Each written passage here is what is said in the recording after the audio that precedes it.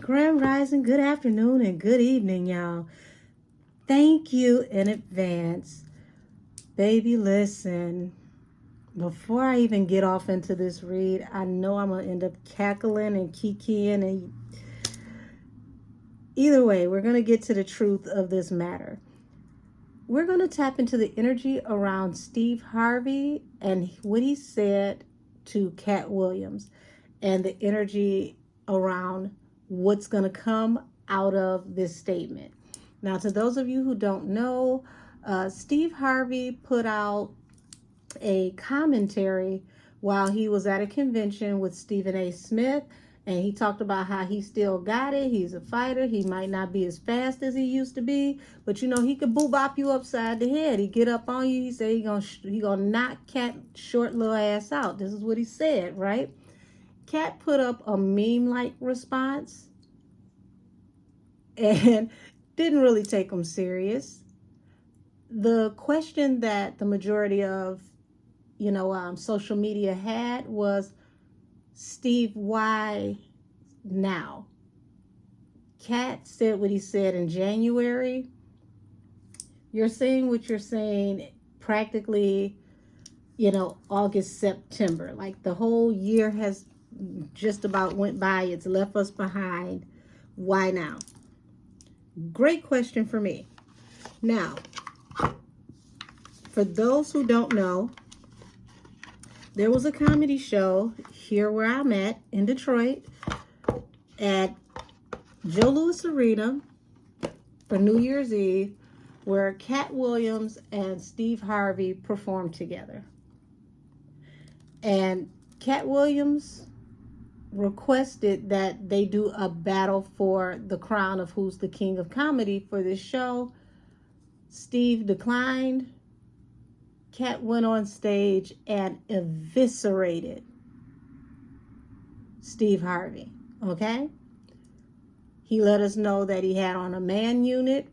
His hair wasn't real. It wasn't a perfect shape up. You've been wearing, wigs this whole time. And after that, Steve has not worn the man unit since. So, to decline all the way back when, and to finally say something to him now. For me, it's not, why didn't you say something when something was said in January? It's, why didn't you say something when Katt literally obliterated you on stage almost, you might as well say 2 decades ago. It's been almost that long. It's been about like close to 2 decades ago. So why didn't you say something then?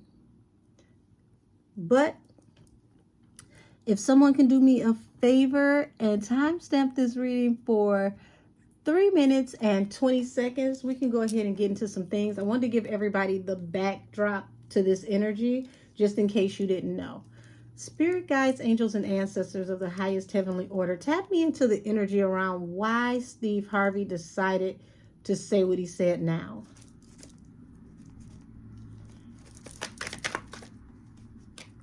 Okay, so we got the 8 of Pentacles coming out. We know this happened while he was working because he was at a convention. While he was working, he decided to take a leap of faith.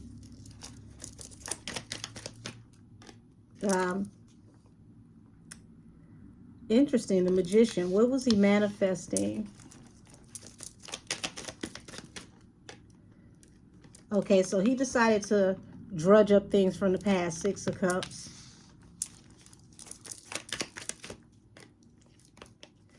Okay, 10 of Pentacles, Knight of Cups, and the Lovers. So he chose to engage, to come forward with this offer, to do this, to drum up to drum up some kind of interest in him that would make money, allegedly. This is what this is looking like. Like I said, allegedly.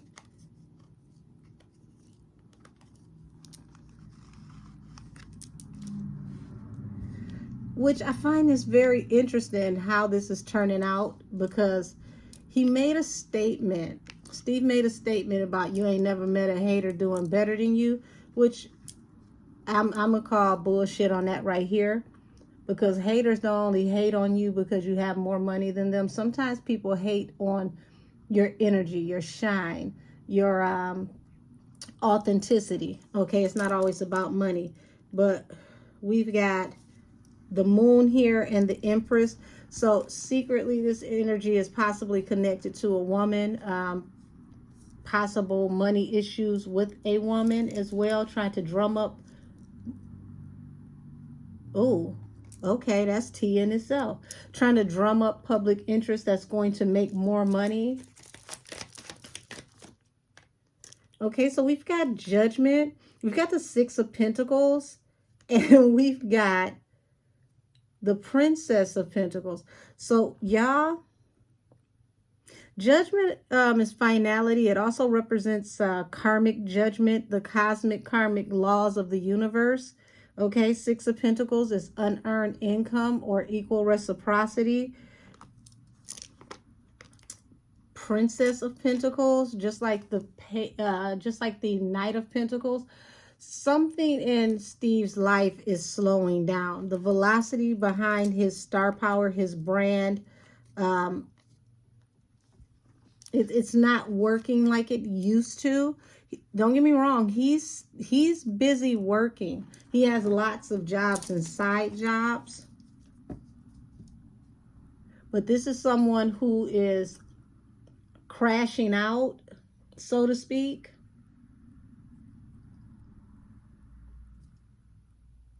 Oh, this isn't a private reading, so I don't want to put this out. I'm gonna just put this here, okay? For my intuitives, you already know what's up, okay? So something is not working the way it used to. Things are not manifesting the way they used to, and he has to make sure that he keeps, the finances at a certain level, and they're starting to dwindle.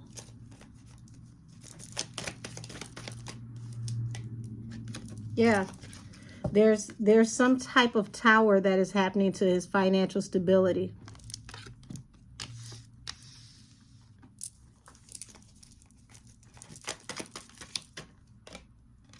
Nine of Wands, the Wounded Warrior, the Chariot.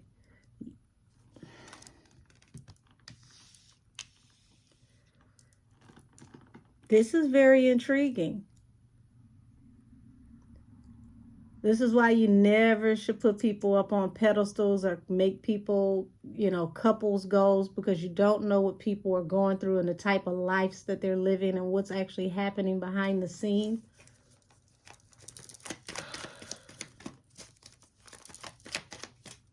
Okay, so what is this with the Hierophant falling under the Eight of Pentacles? Because the Hierophant in the industry, that represents the all-seeing eye, the hidden hand, the powers that be. And then you got the World here at the bottom of the deck. Y'all, somebody is about to be deactivated. Does he know this?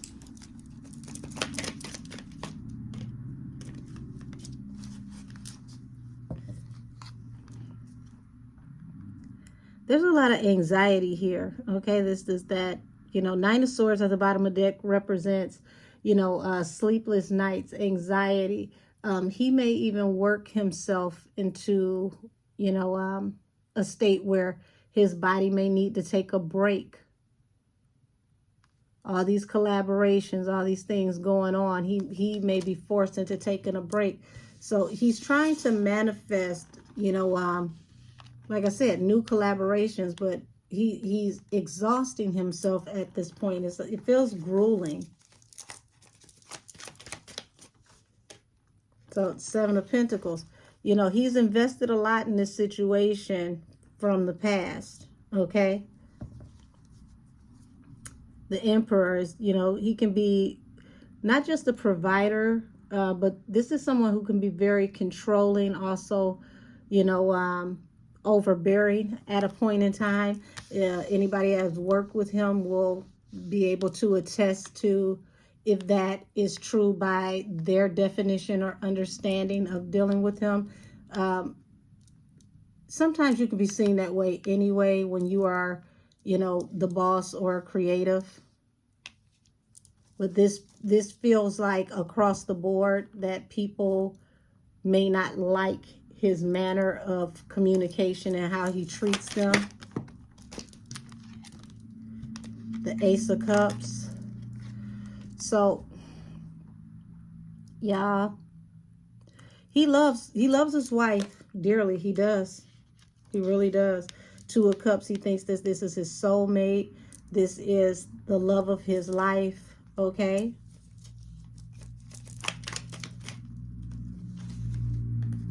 Five of Cups, the Fortune, the Wheel of Fortune.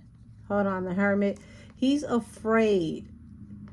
Yeah, he's really afraid of losing his wealth because he either feels or he knows allegedly that she will leave him. And this is a very, you know, topsy-turvy situation for that reason.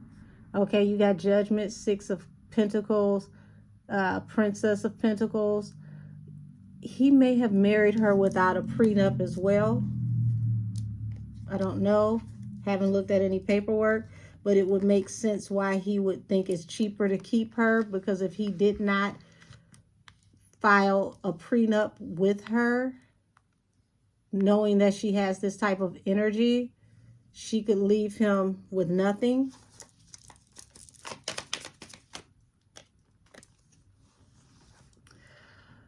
You have the King of Swords falling under the Four of Pentacles, which represents someone who can be very head over heart when it comes to finances and how to get to the finances. And King of Swords can sometimes be cutthroat even.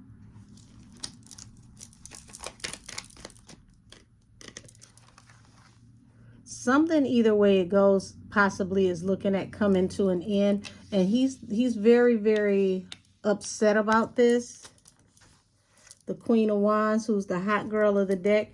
He's fighting, y'all. He's fighting like hell to maintain his life, his level of income, to provide for his wife the type of lifestyle that she's accustomed to and which she wants, because he's afraid that she's going to desert him, allegedly.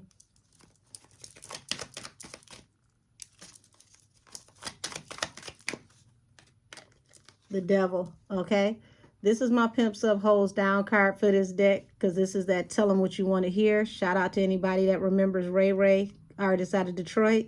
You know, you see the steps going up into the head, you know, get in their head before you get in their bed type energy. And this is falling under the Eight of Pentacles and the Hierophant. Oh, Jesus. Mercy, mercy, mercy, sir.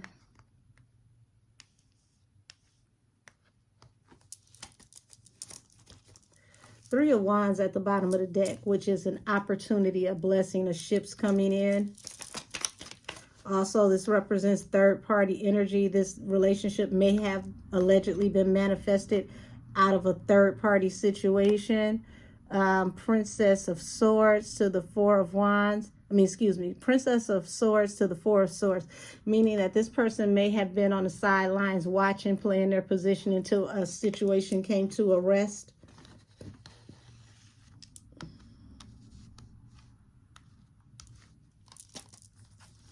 And here's the Knight of Wands. Yeah, this was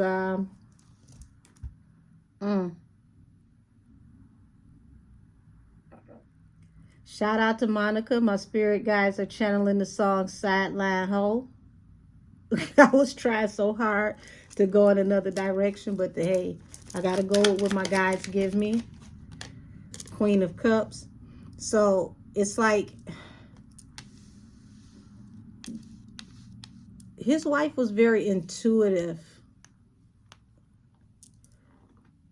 I want to say the other wife was very intuitive about, you know, him possibly investing somewhere else. And this brought a lot of fights.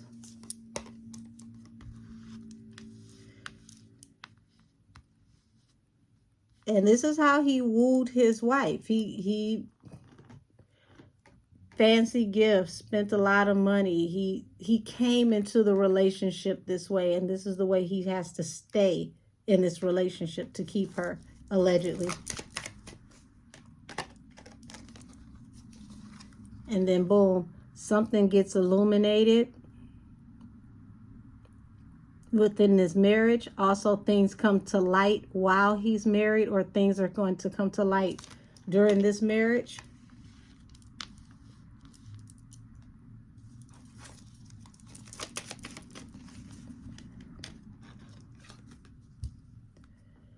So to have the death card, which is the card of something having to end for something new to begin, for him to tell the truth about everything, it could bring everything to an end, to his stability. And this is where, okay, so thank you.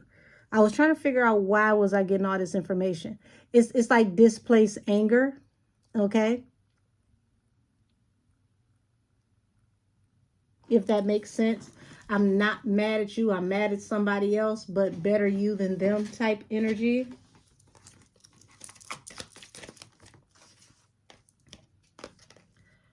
Heartbreak attached to Seven of Wands. So it's like being defensive because you're going through a tumultuous time in your marriage, allegedly.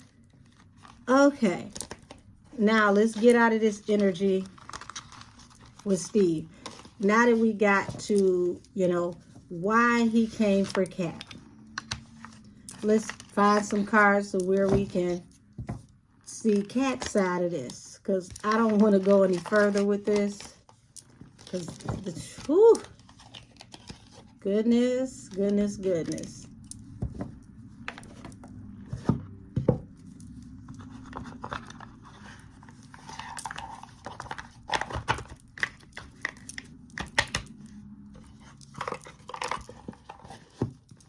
Well, perfect example of you get them how you lose them how you get them.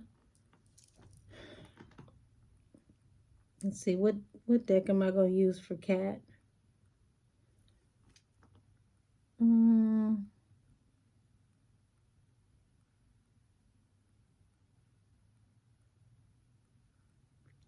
Thank you, everybody, for being patient. Give me a second. I'm trying to find the right deck because YouTube be cutting into us if the cards show any of the old world type artwork which has nudity. So alrighty, show me the energy on the side of Katt Williams. What is this going on with Katt Williams? Okay, so Page of Swords. Ten of Wands at the bottom of the deck. So Page of Swords represents watching or seeing footage. So, you know, he watched this, he saw this video. And I feel like Katt knows about, you know, these burdens.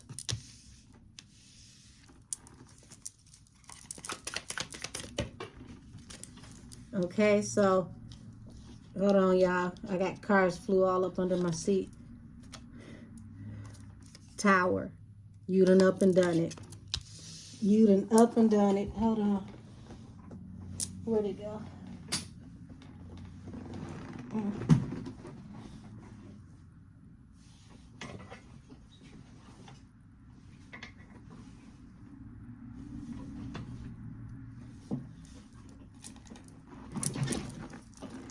Yeah, so Tower was manifested.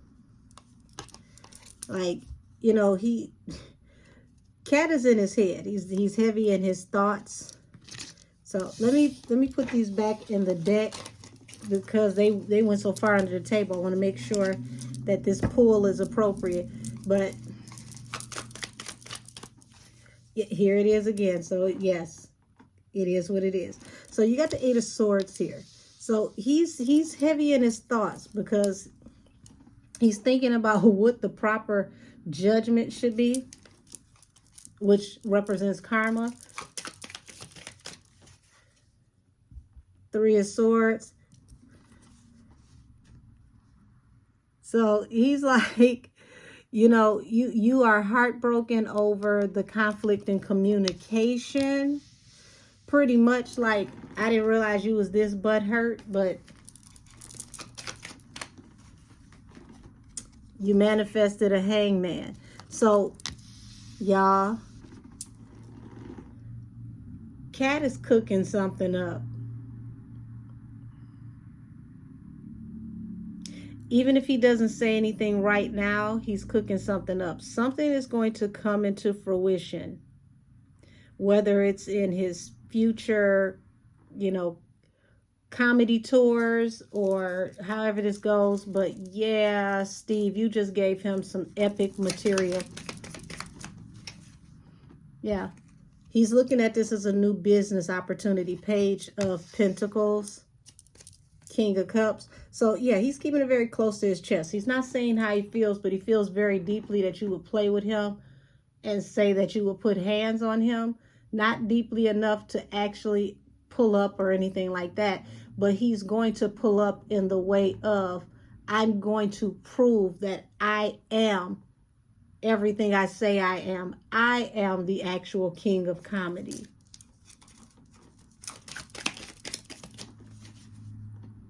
Queen of Wands and the Empress. Okay. Oh, wait. So, y'all, Katt knows some things, and it's like he don't want to get off into what's going on with Steve and his household, so to speak. It's like, I don't want to speak on your woman. I don't want to speak on your situation, but I know what it is. I know what's going on with you. I know why you acting and behaving this way, but I am going to catch up to you on the back end. So he's giving him a pass because he's not calling him on what this actually is. But when he catches up to him on the back end, it's going to be epic. Yeah. So it's like, once I finally catch up to you, all is fair in, war and comedy. This he's going to do this as a part of work. This is going to end up, a part of his shtick, his material. Okay. So if you think about when he had Monique come on the tour and she gave her apology to Oprah Winfrey, Tyler Perry, and then it went off into a tirade, and she literally obliterated the both of them on the stage with her apology. Expect something like that. Maybe bigger. 10 of Cups. So yeah, he knows this is he knows things about you and your family, your situation. Okay. 5 of Cups, the deep regret and remorse attached to certain situations, attached to this possible marriage and family, the burden, oh gosh. Now you gotta to see the High Priestess, okay, at the bottom of the deck. People always, say that Katt Williams is a prophet, but I'm here to tell you he's more like me. He's an oracle. He literally is a conduit from the Most High. So he knows what you don't want him to know. He's very, very tapped in. And it's not just being perceptive. He literally is like a two-way radio from God's lips to his ears, out of his mouth to us. So you've got the 3 of Wands here and the Ace of Pentacles. He sees this as a ship's coming in for business to make money. He's going to literally, you see this house burning down, the people standing outside? Look at this.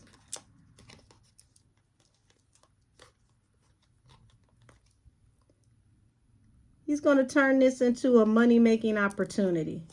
And when he does, baby, it's going to be ugly. 9 of Swords at the bottom of the deck. No rest for the wicked, no rest for the weary. He's going to wear you out.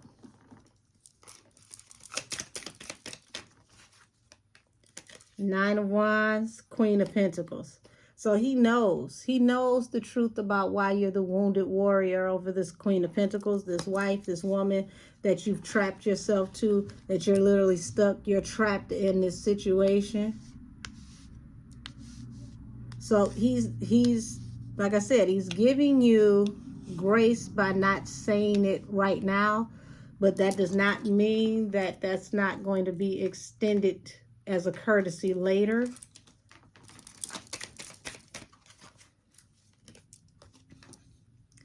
So the Three of Swords under the Chariot and the Six of Wands, he's going to move forward valiantly. Tell me what's going to manifest. What's coming under the Magician?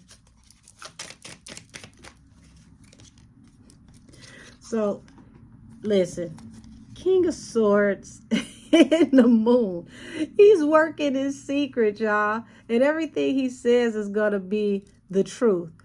You see this? He gonna tell the truth about the betrayals and the things that you've been involved in. If you thought he lit you up before, oh, it's about to be a bonfire. And see the Fool. Okay, you took this leap of faith. Notice this person is running through the airport, but they've already missed their plane. So it's like you already missed your opportunity. But he's not going to miss his to monetize this. And this is what this looks like. You know, Steve realized afterwards, I think I may have taken this too far, but I gotta lean into it. Okay, so this Three of Cups, so it's a lot of gossip out here, okay? It's a lot of gossip out here that brought, you know, the weight of the world on Steve's shoulders. And this gossip, low key, you know, people that party together, that socialize together, you know, the undercurrent of everything that's going on. Eight of Cups. Yeah, he's totally keyed in on why you made the decision you made with, you know, not walking away from this marriage, and why you're so afraid to walk away from this marriage, and why you're being so defensive. I had no idea that this was going to go here. But hey, when spirit talks, when the angels and ancestors talk, they talk. So if I can say respectfully, I like the way Katt is handling this, because he's choosing not to go off into Steve's personal life, because he knows a lot about him that Steve doesn't even know he knows about him. Okay? He's purposely choosing not to speak on his wife and his family life, but he is going to come back and speak. Two of Swords and Death. Okay? The Lovers. So I'm going to end it here. Expect the clapback to be something that Katt is going to monetize. Okay? He chose to stay away from airing Steve out, because he knows a lot about his personal life. Steve, you pissed off a lot of people. A lot of people sit and chit chatter about you behind the scenes. I think, you know, Steve knows that people are speaking on him, but I think he'd be surprised who is speaking on him and the information that's being shared. You got a lot of people that don't really care for you. They're not, you know, who you think they are around you. They go and they spill the tea, and it looks like the tea that they're spilling is very accurate. But like I said, Katt is choosing to take the high road when it comes to addressing him and his family, but he is going to address this in a way to where it's going to make money for him on a later date. So do not be surprised when he addresses this on a later date. We're going to close this out.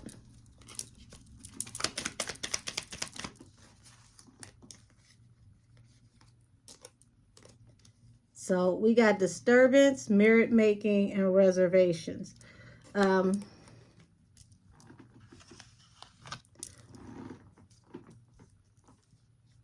He's definitely going to be y'all, Katt is going to be like a plague, a pestilence coming upon him. He's going to make him wish that he never said what he said, and Steve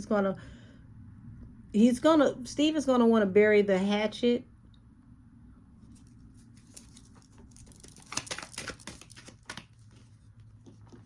But Katt said, oh, okay, you said what you said for clout. I'm going to actually make some money off of what I say. When I speak, not only am I going to drag you to hell, I'm going to make you pay for the trip.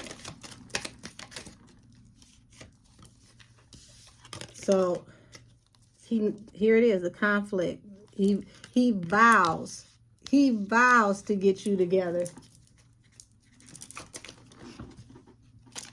Okay, what is this? Blessing. Okay, the blessing in reverse. Loss. Libations. Stop. So Steve, I don't know if you had a little sauce or something, but you know, it's like live and learn. This is going to be a teachable moment, because when Katt starts to speak, it's going to be one of those, you know, I don't want an apology. I don't want to hear nothing. You know, I don't want any I'm sorry, nothing. You said what you said. You stood on it. Now I'm going to speak, and I'm about to get paid for it. So this is my energetic tap in on the energy between Steve Harvey and Katt Williams. One speaks for clout. One speaks when paid. But either way, you heard them both. Have a great holiday. And if you're seeing this by the time you return back to work and the holiday week is over, well, holiday weekend rather is over, glad that you made it through the holiday safe, and talk to y'all soon. Bye-bye.